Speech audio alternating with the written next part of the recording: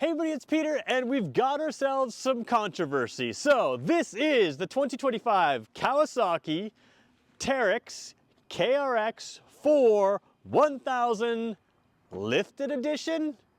Is it really the lifted edition? That's the big question that I have. We're going to talk about this in detail. We're going to go through it in detail, and I actually quite like this unit. I'm just not sure that lifted edition is the right name for it. So we're going to talk about that and more in this review. I am filming right outside Kawasaki Way. That is the private off-road test track for the #1 volume Kawasaki dealer in the country, Jim Gilbert's Power Sports. So pretty cool place, pretty cool vehicle, but we got some stuff to talk about, so let's dig into it. So in a previous life, I was making videos for Kia vehicles, and there was a Kia Sorento X-Line that just came out, and the website said that it had a 1-inch extra ground clearance over all the other Sorentos. It was the current model that's out still right now. Actually, they've refreshed it since then. But anyways, the X-Line had a 1-inch lift, and I looked at it. Didn't look like it had a lift to me. I measured it. It didn't have a lift. So, I wrote the head office, and they got very worried because all of North America, including the owner's manuals, said that it was a 1-inch lift, and it wasn't. So the lifted edition here is slightly different. I went on Kawasaki's website, and what's interesting is the base model of this has the exact same ground clearance as this, but the blackout edition, which I filmed just a couple weeks ago, or about a week or so ago, actually has a hair lower ground clearance. And I figured, okay, so what's going on here? Because I looked at suspension travel, and suspension travel is actually identical through the base model, this midline model, and the top of the line blackout model. So suspension travel is the same. Ground clearance is the same between this and the base model, but the blackout edition up top has a hair less ground clearance.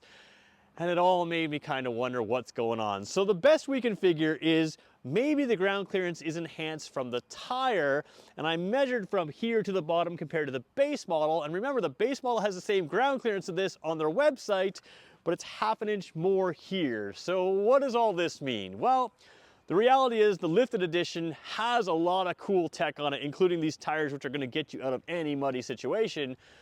But I'm not entirely sure it's lifted, except compared to the blackout edition, it's supposed to have a little bit more ground clearance. So I'm not exactly sure where to measure or what's going on, but that's the controversy. Kawasaki, if you have something to tell me, reach out to me. We can get in touch and we'll make it clear. But I'm not sure that this thing is named correctly. It's the midline edition, and it's really cool in its own right. I'm just not sure about the name. So let's get going with this review.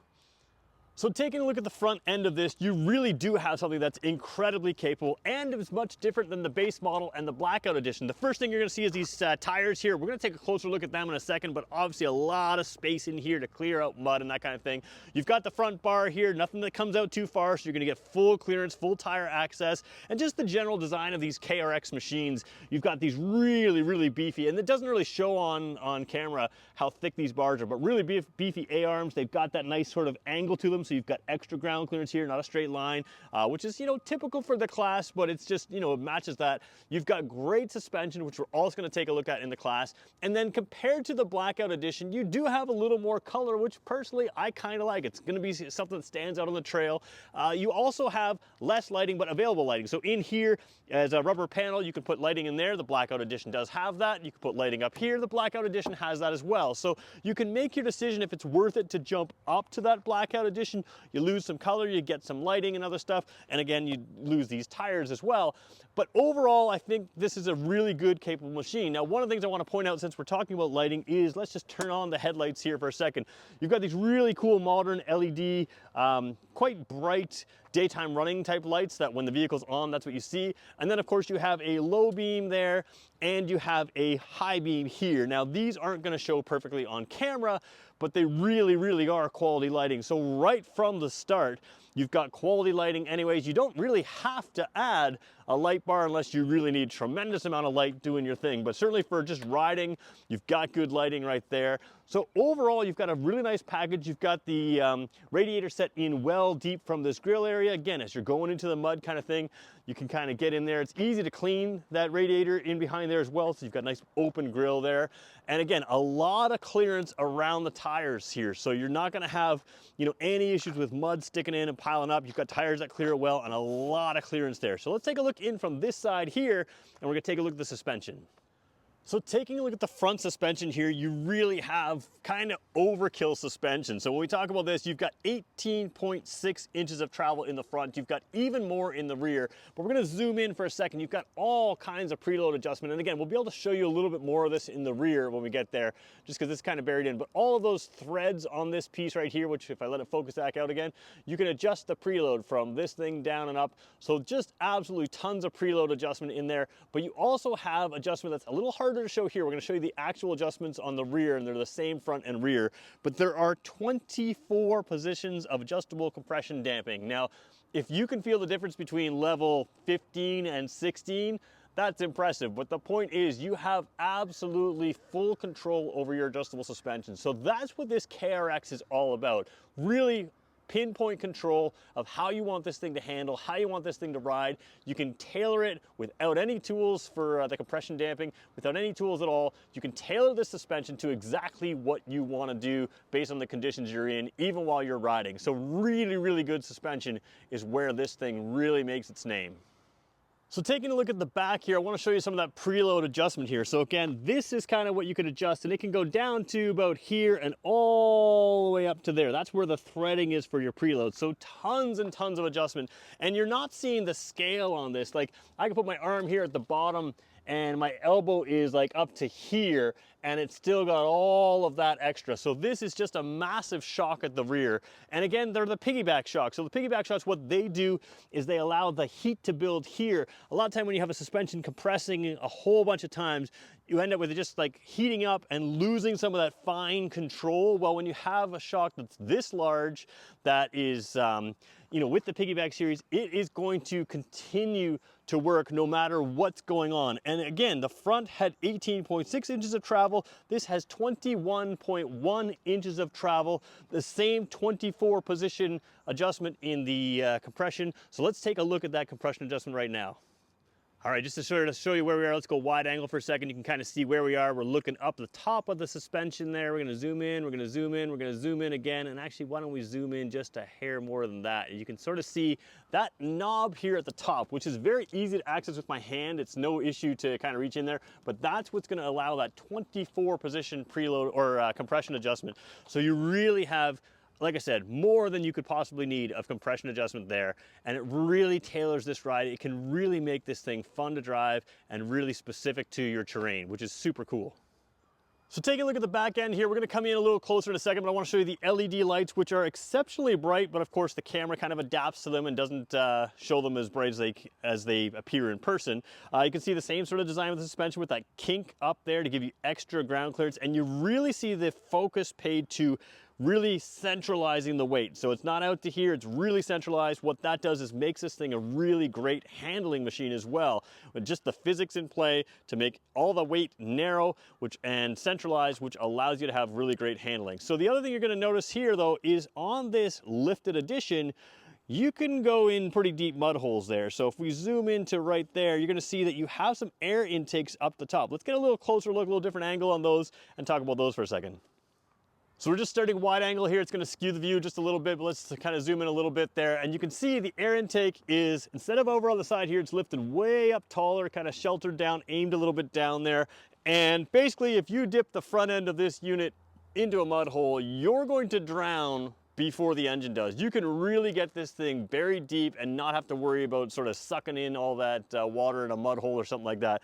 And of course, there's probably, this is my assumption here, there's probably one for the engine and one for the transmission. So you're keeping all of that stuff cool, keeping it all safe, which really means that you can go in there, have some fun. If you make some mistakes, you're gonna be protected. Let's also talk about some practicality in this unit now. So taking a look at the cargo bed on this, this is, again, well designed for clearing mud and debris out of there. Just so you know, we're looking at the air intakes right down there, coming down to give you a sense here. Now, this is where, again, the specs get a little confusing on the website. So if you take a look at them, they're gonna tell you that this is a 14 by 6 inch length.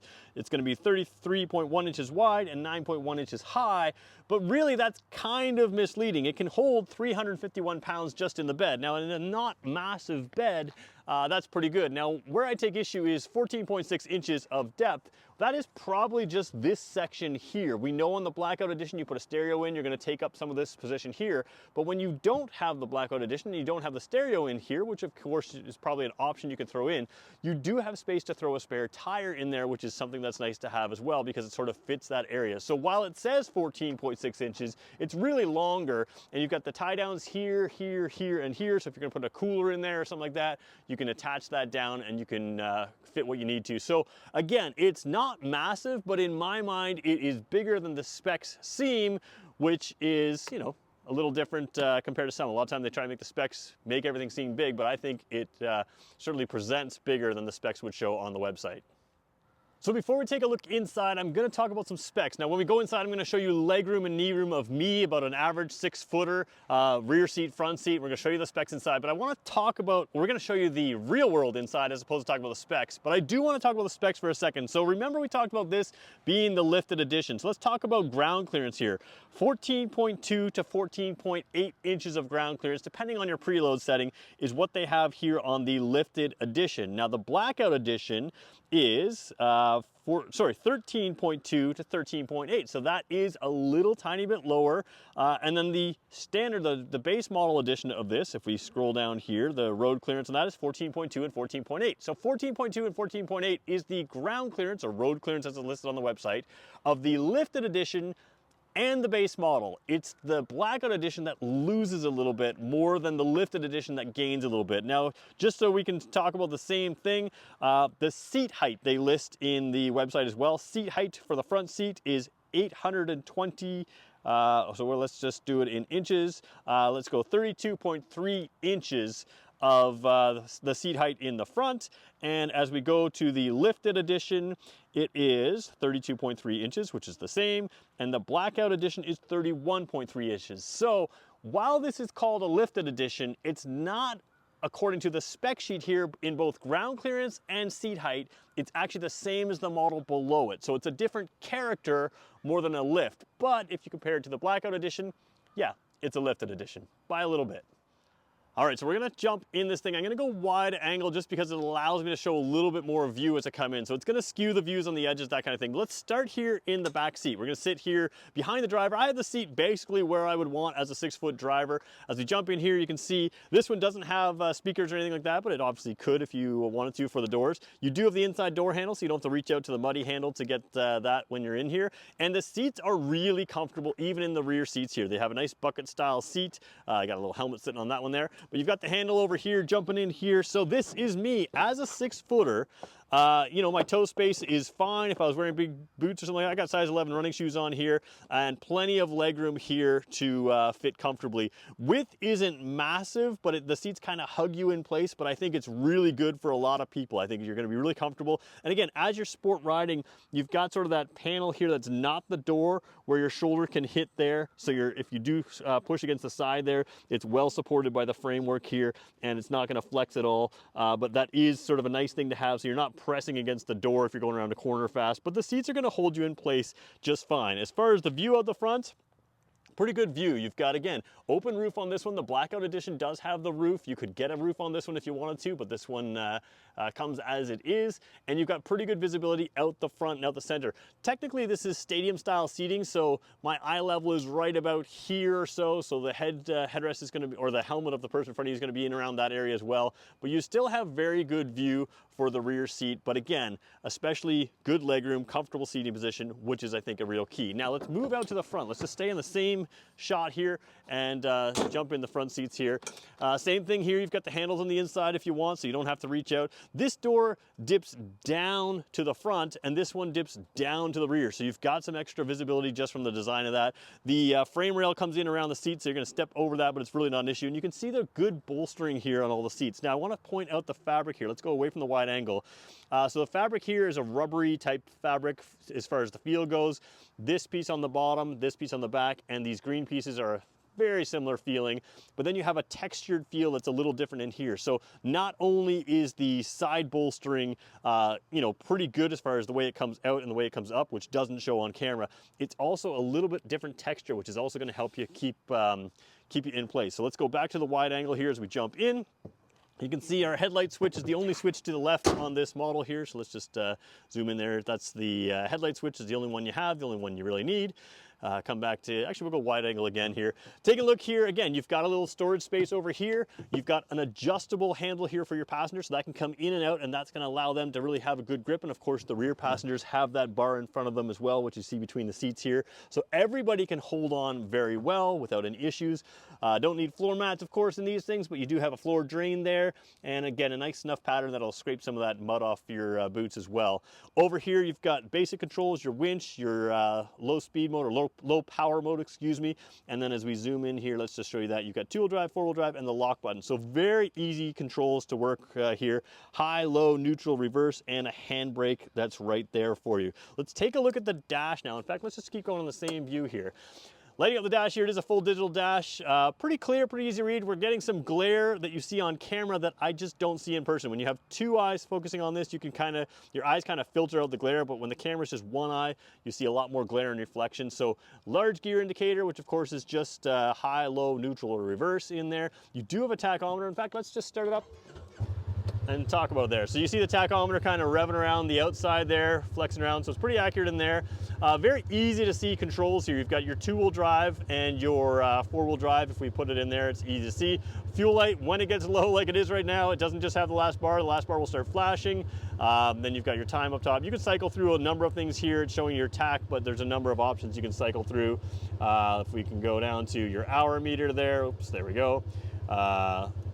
Hour on trip A, it's in miles per hour right now. You can set it to kilometers an hour as well. Of course, we're here in Canada, so we would set it to kilometers per hour, but that's all easy to do. So very clear, easy to read dash with the nice clear warning lights up top, kind of well positioned, and it moves with the steering wheel. Steering wheel is a tilt steering wheel, so as you move the steering wheel up or down, you can have it exactly where you want it. That's exactly my view right now, so you can see it's just well centered within the very compact wheel, and visibility out here is excellent. You can't see the wheel because they protect you a little bit with the extra sort of clearance there on the fender, but you know exactly where it's placed because you can sort of see it down at the bottom. It is there. So really good visibility overall, and I really like having this wide angle mirror here. So instead of having mirrors out the side, they're going to catch on everything in the trail.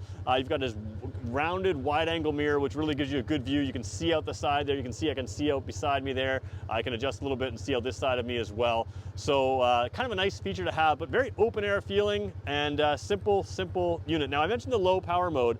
You can see it's on full power mode. We're going to drop it to the low power mode there. Let's just zoom in there. The power is low and the power is full power. So you do have the option of getting this out with people who are maybe a little less experienced and you know, just kind of toning everything down for them if that's what you want to do.